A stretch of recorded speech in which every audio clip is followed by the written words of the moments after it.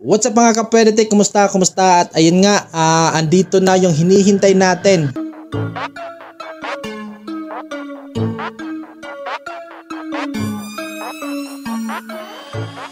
Yun, so maraming ng mga nagsulputan ng mga bagong unit katulad ng Oppo Reno 10 series tsaka kay Realme 11 series. Ngayon naman, nandito na yung itatapat ni Vivo. So ito yung Vivo V29 series. Ayan, sa video ito, papakita ko sa inyo, ipapasilip ko sa inyo ang hitsura, specs, features ni Vivo V29 5G.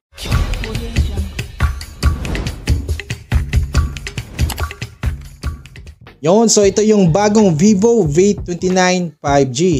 Ayan, so kung mapapansin nyo, meron siyang ring light sa may camera. Ayan. So triple camera yan guys. At ito pala yung kulay na Majestic Red. So may 4 na kulay ito base sa Google, pero ito yung Purple Fairy. So wala pa tayo sa Himalayan Blue tsaka Space Black. Sana magre-release ito dito sa atin sa bansang Pilipinas. Ayan. So makikita natin yun. Premium design, meron nakalagay Professional Portrait. So premium na premium yung design. So ito nga pala yung dimensions niya. Ayan. So syempre, USB Type-C. Tapos wala na talaga yung 3.5mm na audio jack kasi nga USB Type-C na. Tapos dual SIM na rin ito guys, na merong 6.78-inch Full HD AMOLED display. As you can see na rin, 3D curve design. Meron din itong 1260 by 2800 pixels na merong 453 ppi. Yun, so 1 billion colors plus HDR10 plus. At syempre, check natin yung screen refresh rate. Yan, so check natin yung screen refresh rate kung gaano ka-high yung refresh rate. So meron, aabot siya ng 120 Hz screen refresh rate. So napaka smooth, saka water at dust resistant na rin ito. At syempre, punch hole display, fingerprint under display syempre pag naka-AMOLED. So triple rear camera. So meron itong 50 megapixels na main camera at 8MP naman sa ultra wide, taka 2MP para sa depth sensor. So yung camera naman sa selfie is 50 megapixels na wide angle na rin. So yung napapansin nyo kanina na dalawang flash, so aurora light itong nasa baba. At mapapansin nyo, pwede nating i-adjust yung light temperature or yung white balance. So ito yung mangyayari, ayan, may warm. So napakaganda nito, lalong-lalo na kung ikaw ay nagba-vlog sa mga wala masyadong ilaw.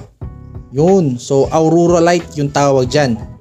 At syempre naman, meron din itong flash, yung nasa nasa ibabaw na bahagi ng ating camera. So try nating i-on yung flash. Yan.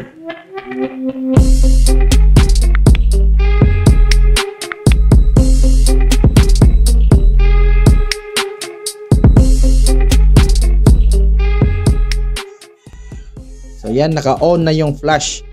So try natin kumuha ng picture. Yan. Yan, so gumagana pa rin yung flash na nasa itaas. Yun. Syempre, try natin yung mga camera features. At ito nga, meron itong yung photo. Pwede siyang full screen pagkuha ng ating photo. Ayan.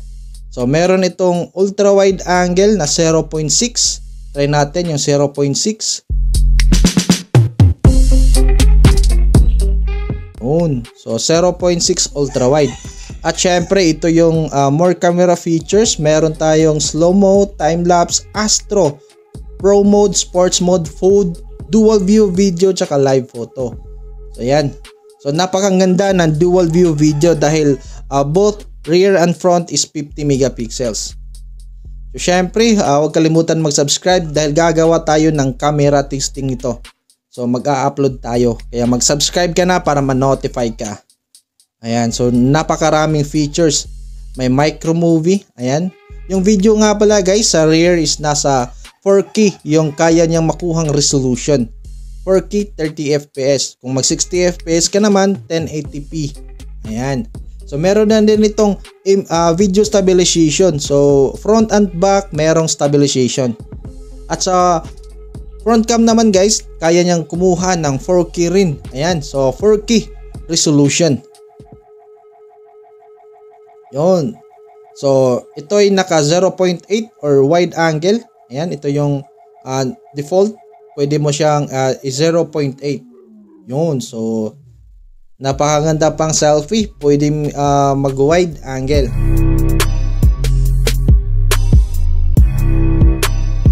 So talagang napaka pang vlogging nito guys. Kung makikita nyo, ayan, may bagong feature na si Vivo lang sa tingin ko ang meron pa nito. So ito yung tinatawag na teleprompter. So ang ginagawa nito guys, pwede ka maglagay ng script haba kung ikaw ay nagba-vlog katulad ko na content creator, pwede ka maglagay dito ng script.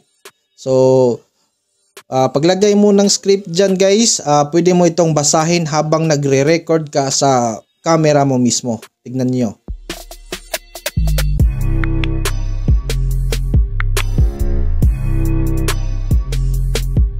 Ayan, so pag tap natin ng record, ayan. So ayan, so meron tayong teleprompter. So napakahangas nito, talagang napaka-helpful ito para sa katulad ko na content creator or nag-a-upload ng mga videos online.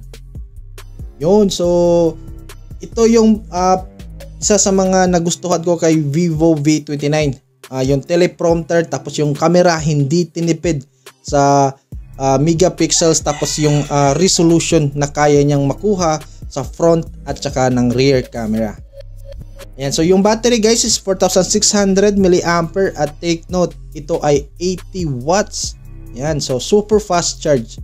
So yun nga, napakadali itong i-charge dahil nga 80 watts yung kanyang charging rate. At yung RAM naman guys is 12GB at kaya nito mag-add ng 8GB para sa extended RAM at 256GB device storage. 113 plus FunTouch 13. At syempre yung chipset natin is Qualcomm Snapdragon 778G 5G 6nm. Ayan. So guys, merong mga variants ito. Merong 512GB of device storage. So nagde-differentiate lang siya sa presyo. So wala pa silang official price, pero yun nga, babalitaan ko kayo kapag meron ng official price itong Vivo V29. So base sa mga nakausap ko, meron itong variant na 8GB 128, meron ding 12GB 512. Ayan, so wala pa ngang official launch ito. Maswerte lang tayo dahil meron na tayong unit na pwede kong ipakita sa inyo na mga specs at features ng Vivo V29. At yun lang, sana nagustuhan nyo ang video ito at sana naghintay ka pa dahil sa maraming ang nag-release ng unit kasi nga parating na yung Christmas season. Marami nang release yung mga smartphones ngayon, so sana hinintay mo to kasi nga nauna kasi yung Oppo Reno 10 tsaka Realme 11. So sana hinintay mo to kasi para sa akin napakaganda ng ginawa ni Vivo, lalong lalo na yung dual LED flashlight, yung Aurora light tsaka yung flashlight. Napaka helpful nun, lalong lalo na kung nagba-vlog ka or nagtitake ka ng video sa madilim na lugar. Tapos yung teleprompter, ayan, so yung charging rate din is nasa 80 watts. So napaka green flag para sa akin yun. Sana nga nasa 24 to 26 lang ang presyo nito. Sana hindi lalagpas doon kasi kapag lumagpas naman doon medyo mahal na yon para sa akin pag nasa 29 to 30 na yung presyo nito. So yun nga, wala pa nga ang official price, pero babalitaan ko kayo pag meron ng official price dito sa Pilipinas. Yun lang, maraming salamat. This is Pwede Tech at kita-kita sa susunod na video. Let's go!